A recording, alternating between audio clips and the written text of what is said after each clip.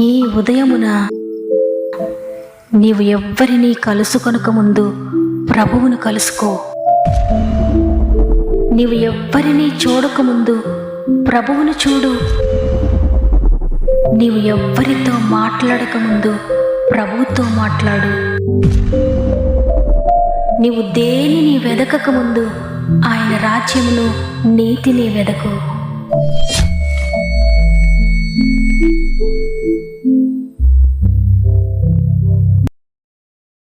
Praise the lord.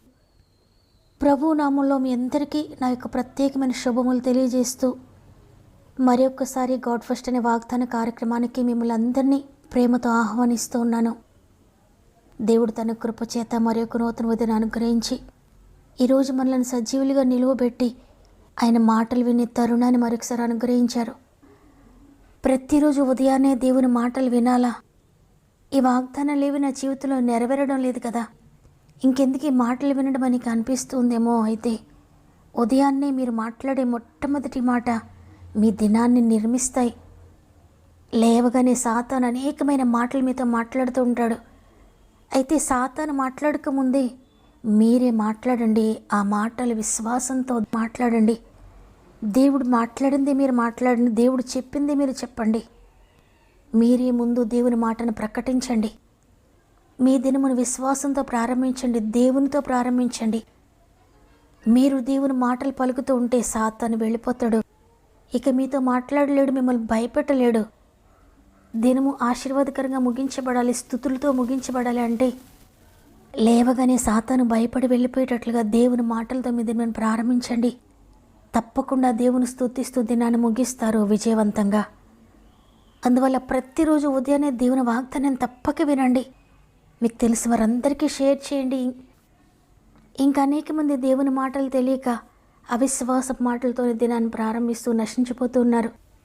సంతోషాన్ని, సమాధానాన్ని కోల్పోతున్నారు. అటువంటి వారందరికీ వాగ్దానాన్ని తప్పక షేర్ చేయండి. జీవితాలను బాగు చేసే దేవుని వాక్కును షేర్ చేసినప్పుడు తప్పక మీరు ఆశీర్వదించబడతారు. అందువల్ల మీకు తెలిసిన వారందరికీ షేర్ చేయండి. ఒక్క ఆత్మ రక్షించబడిన 100 రెట్ల ప్రతిఫలాన్ని మీరు పొందుకుంటారు. అదేవిధంగా మీరు ఇంకేమైనా సమస్యలు ఉంటే తప్పకుండా మీ ప్రతి సమస్యను కామెంట్ రూపంలో నాకు తెలియచేయండి. మీ అందరి కొరకు ప్రార్థిస్తున్నాను. దేవుని బలమైన చేతులకు మిమ్మల్ని అప్పగిస్తున్నాను. దేవుని బట్టి ధైర్యం తెచ్చుకోండి. సమస్త మహిమ, ఘనత, ప్రభావములు దేవునికి చెల్లునుగాక.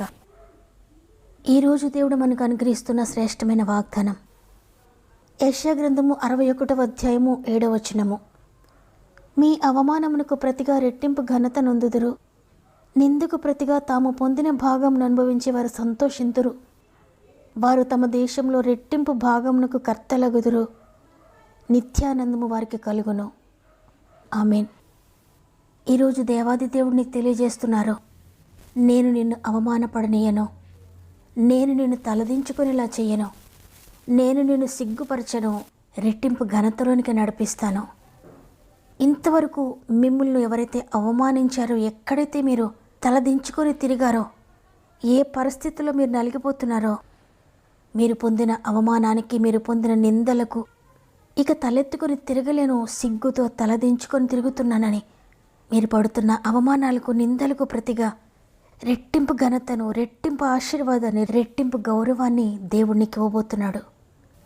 ఎవరైతే మిమ్మల్ని అవమానపరచాలనుకున్నారో, ఏ పరిస్థితి అయితే మీరు తలదించుకొనిలా చేసిందో, ఏ మనుషులు మిమ్మల్ని సిగ్గుపరచాలనుకుంటున్నారో వారే సిగ్గుపడి తలదించుకొని వెళ్ళిపోయేటట్లుగా దేవుడు చేయబోతున్నాడు.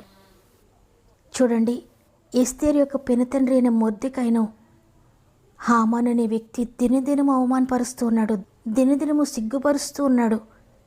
అనేక దినాలు తనని వేధిస్తూనే ఉన్నాడు. చివరకు మొర్దెకైను చంపడానికి, ఎస్తేరుని చంపడానికి, వారిని మాత్రమే కాకుండా వారి జాతిని అంతటిని కూడా చంపడానికి పథకం వేశాడు.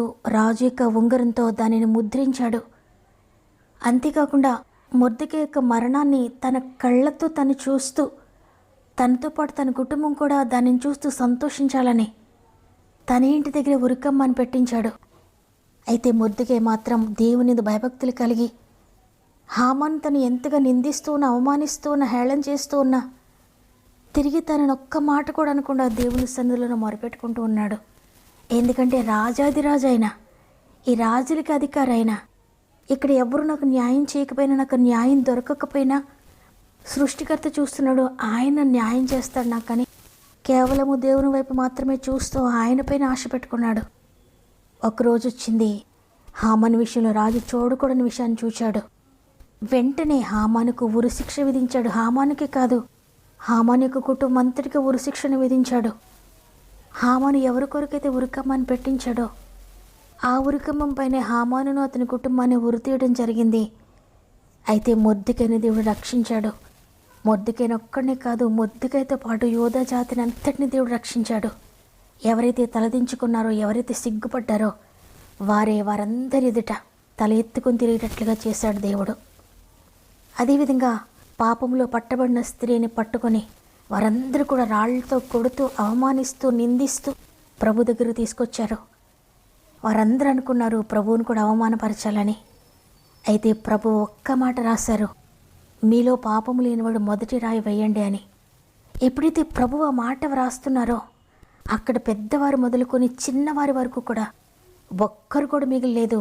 అందరూ తలదించుకొని వెళ్ళిపోయారు. ఎవరినైతే అవమానపరచాలని తీసుకొచ్చారో, ఎవరినైతే సిగ్గుపరచాలని తీసుకొచ్చారో, ఎవరినైతే నిందిస్తూ తీసుకొచ్చారో ఆమె పక్షంగా ప్రభు నిలబడి ఆమె పాపములు క్షమించి, అమ్మా ఇక నుండి నువ్వు పాపం చేయొద్దు, నువ్వు సిగ్గుపడాల్సిన అవసరం లేదు, నువ్వు ఇక తలదించుకొని తిరగాల్సిన అవసరం లేదు, నీవిక్క నుండి పరిశుద్ధురాలుగా జీవించు, నీ నిందను, నీ అవమానాన్ని, నీ సిగ్గును నేను కొట్టివేస్తున్నానని ప్రభు ఆ స్త్రీని క్షమించాడు. అప్పటి నుండి ఆమె యొక్క జీవితం మారిపోయింది, ఆమె చరిత్ర మారిపోయింది. అప్పటి వరకు తలదించుకునే జీవితం, అయితే ఆ తరువాత తలెత్తుకొని తిరిగేలా చేశాడు ప్రభు. తనను సిగ్గుపరిచిన వారు, అవమానపరిచిన వారందరూ కూడా తలదించుకొని వెళ్ళిపోయారు. ఈరోజు ఈ మాటలు వింటున్న ప్రియ సహోదరి, ప్రియ సహోదరుడా, నీ జీవితంలో నీవు కూడా దేనిని గురించి తలదించుకుంటున్నావో, దేనిని గురించి అవమానించబడ్డావో, ఎక్కడ సిగ్గుపరచబడ్డావో, ఎవరి ఎదుటైతే నీవు నిందించబడ్డావో, ఈరోజు నిన్ను కూడా దేవుడు తల ఎత్తుకొని తిరిగేలా చేయబోతున్నాడు. నీ సిగ్గును, నీ నిందను, నీ అవమానాన్ని దేవుడు కొట్టివేయబోతున్నాడు. నీ నిందకు ప్రతిగా రెట్టింపు ఘనత నువ్వు అనుభవిస్తావు. నీ అవమానానికి ప్రతిగా రెట్టింపు ఘనత నువ్వు పొందుకుంటావు. నీ నిందకు ప్రతిగా నువ్వు సంతోషిస్తావు. రెట్టింపు భాగానికి నువ్వు కర్తవవుతావు. నిత్యానందాన్ని దేవునికి దయచేస్తాడు. ఇంతవరకు నిత్యము నువ్వు దుఃఖిస్తూనే ఉన్నావు కదా, నిత్యము ఏడుస్తూనే ఉన్నావు. నీ పరిస్థితిని బట్టి, నీ కుటుంబాన్ని బట్టి, నీ బిడ్డలను బట్టి నిత్యము ఏడుస్తూనే ఉండొచ్చు ఇంతవరకు నువ్వు. అయితే దేవుడు ఇది మొదలుకొని నిన్ను నిత్యానందంలోనికి నడిపించబోతున్నాడు. అయితే ఇంతవరకు కలిగిందని మర్చిపోండి. ఒకవేళ అవమానం గుండా నువ్వు వెళ్తూ ఉంటే, అయ్యా నీవే నాకు న్యాయకర్తవో, నీవే నన్ను లేవనెత్తేవాడవో అని పూర్తిగా దేవునికి సమర్పించుకోండి. మీ జీవితాన్ని దేవునికి అప్పగించుకోండి. నేను నిందించిన వారిని నువ్వు నిందించొద్దు, నిన్ను సిగ్గుపరిచిన వారిని సిగ్గుపరచొద్దు, నిన్ను అవమానపరిచిన వారిని నువ్వు అవమానపరచొద్దు. కానీ అదంతా దేవునికి అప్పగించు. దేవుడు ప్రతిఫలం ఇవ్వబోతున్నాడు. దేవుడు చూసుకుంటాడు, ఆయన ప్రతిఫలం ఇస్తాడు. కాబట్టి ఈరోజు నిందల గుండా వెళ్తూ, అవమానాల గుండా వెళ్తూ ఉన్నావా? ఒక్క నిమిషం నాతో మోకరించండి. ప్రభువుకు అప్పగిందా మన జీవితాల్లో, మన పరిస్థితులను. నీవు మోసిన నిందకు ప్రతిగా పూదండ ప్రభువు ఇచ్చునులే. నీవు పొందిన వేదనలన్నీ త్వరలో తీరిపోవునులే. నీవు మోసిన నిందకు ప్రతిగా పూదండ ప్రభువు ఇచ్చునులే.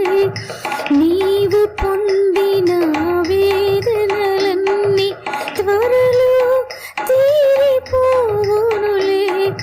నీ స్థితి చూచి నవ్విన వారి సిగ్గుపడేరి నముచ్చేనులే.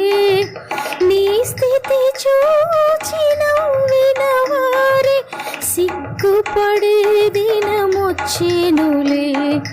విడుదల సమీపించెను, నీకు వెలుగు ఉదయించును. విడుదల సమీపించెను, నీకు వెలుగు ఉదయించును. చిమ్మగిల్లు కళ్ళల్లోన కన్నీళ్ళెంత కాలం, కష్టాల బాటలోనే సాగదు పయనం. చిమ్మగిల్లు కళ్ళల్లోన కన్నీళ్ళెంత కాలం, కష్టాల బాటలోనే సాగదు పయనం. విడుదల సమీపించెను, నీకు వెలుగు ఉదయించును. విడుదల సమీపించెను, నీకు వెలుగు ఉదయించును. ప్రేమగల తండ్రి, నీకు వందనాలు. నీ కృప చేత ఈరోజు మరలా ఈ విధంగా మేము నిన్ను స్తుతించటానికి, నీ వాగ్దానం రిసీవ్ చేసుకోవడానికి సహాయం చేశారు. అనేక మందికి లేని ఈ గొప్ప భాగ్యాన్ని మాకు అనుగ్రహించినందుకు వందనాలు తండ్రి. ఈరోజు వాగ్దానం చేశారు, మీ అవమానమునకు ప్రతిగా రెట్టింపు ఘనతనిస్తాను, మీరు పొందిన నిందకు ప్రతిగా రెట్టింపు భాగాన్ని మీరు అనుభవిస్తారు, రెట్టింపుగా సంతోషిస్తారు, నిత్యానందాన్ని మీకు కలుగజేస్తానని. అవును తండ్రి, ఇంతవరకు నిత్యము దుఃఖంలోనే ఉన్నారేమో నీ బిడ్డలు. ఇంతవరకు వారు పొందిన దాన్ని బట్టి కన్నీటితోనే జీవిస్తూ ఉన్నారేమో. వారి జీవిత పరిస్థితులను బట్టి, వారి అవమానాన్ని బట్టి తలదించుకొని తిరుగుతూ ఉన్నారేమో, సిగ్గుతో నలిగిపోతున్నారేమో. పరిశుద్ధాత్ముడా, ప్రతి దాన్ని కొట్టివేస్తున్నందుకు, వారు పొందిన ప్రతి దానికి కూడా రెట్టింపు ఘనతను మీరు అనుగ్రహిస్తున్నందుకు వందనాలు. ఇక అసాధ్యమైంది ఏది లేదు తండ్రి. ఎవరైతే సిగ్గుపరచాలని చూచారో వారినే సిగ్గుపరుస్తారు, ఎవరైతే అన్యాయంగా నిందించారో వారే నిందల పాలవుతారు తండ్రి. ఎవరైతే సిగ్గుపరిచారో వారే సిగ్గుపడతారయ్యా. ఎందుకంటే నీవు న్యాయవంతుడవు తండ్రి, నీకు న్యాయం జరిగించడమే తెలుసు. కాబట్టి ఈరోజు ఎంతమంది అన్యాయం గుండా వెళుతున్నారో, మోసం గుండా వెళుతున్నారో, ఎంతమంది నిందలతో వెళుతున్నారో, చేయని దానికి మీరు చేశారని నిందించబడుతున్నారో, పరిశుద్ధాత్ముడ త్వరలోనే న్యాయం జరిగిస్తున్నందుకు వందనాలు. వారి తలను ఎత్తుతున్నందుకు వందనాలు. వారి సిగ్గును రెట్టింపు ఘనతగా మార్చివేస్తున్నందుకు వందనాలు. వారి నిందను, అవమానాన్ని ఘనతగా మార్చివేస్తున్నందుకు వందనాలు. ఇంతవరకు వారు పొందిన సిగ్గుకు బదులుగా రెట్టింపు భాగానికి కర్తలుగా చేస్తున్నందుకు వందనాలు. నమ్మిన వారందరూ జీవితంలో వాగ్దానము నెరవేర్చబడును గాక.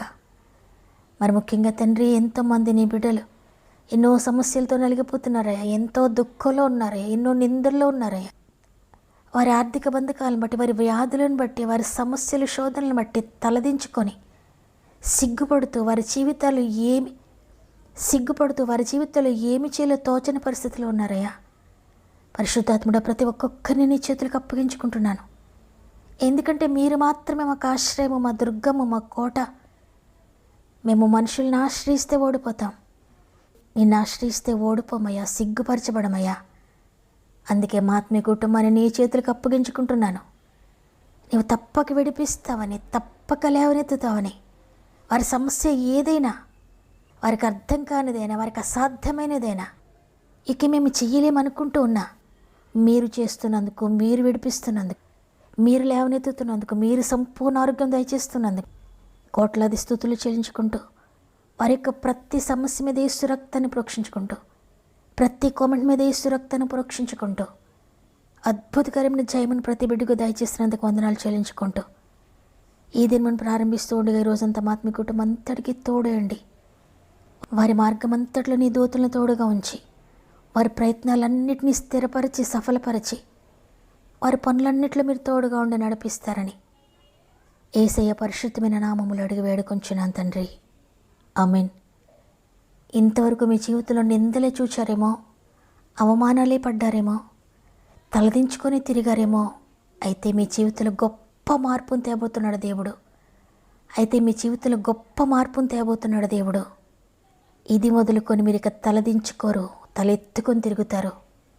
ఈ వాగ్దానం మీ జీవితంలో దేవుడు నెరవేర్చబోతున్నాడు. నమ్మిన వారందరూ ఆమెను కామెంట్ చేయండి, లైక్ చేయడం, షేర్ చేయడం మర్చిపోకండి. దేవుని చిత్తమైతే తిరిగి రేపు అందరం కలిసి ఆయన స్తుతిందాం. అంతవరకు ప్రభు మీకు, మీ కుటుంబాలకు తోడండి నడిపించును గాక. God bless you.